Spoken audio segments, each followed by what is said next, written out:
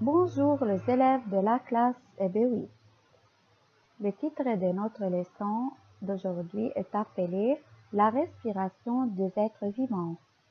Donc, quel que soit leur milieu de vie, terrestre ou aquatique, c'est-à-dire des êtres qui vivent sur la terre ou dans l'eau, les êtres vivants respirent, comme les plantes, comme la grenouille, comme par exemple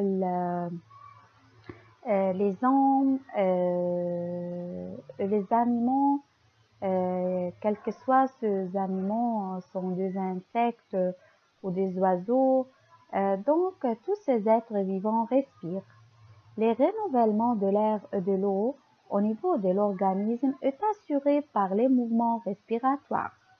Donc, d'abord, on va parler de l'expiration et de l'inspiration chez l'homme. Donc, dans la respiration, on a deux mouvements.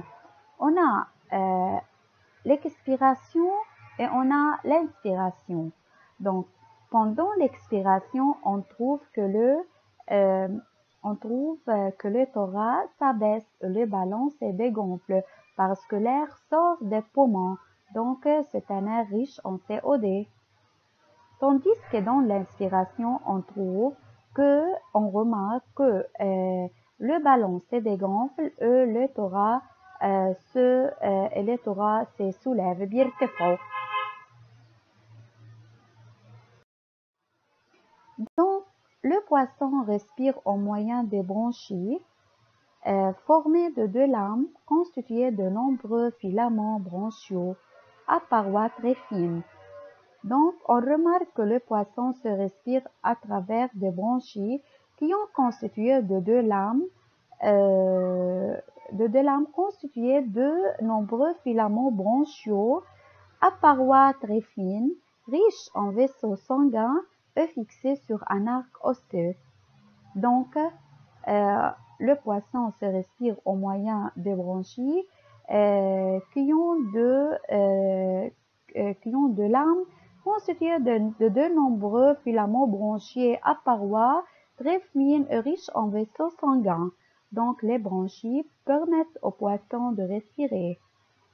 Chez les criquets, on trouve la respiration cutanée, donc c'est-à-dire au moyen du poumon, au moyen de la peau.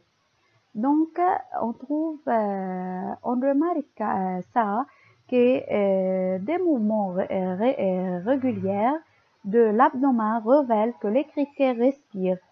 La partie inférieure de l'abdomen apaise, l'air entre par le stigma antérieur, partie inférieure soulevée, l'air sort par le stigmate postérieur. Donc, le mouvement de l'abdomen affirme que le criquet respire au moyen de sa peau.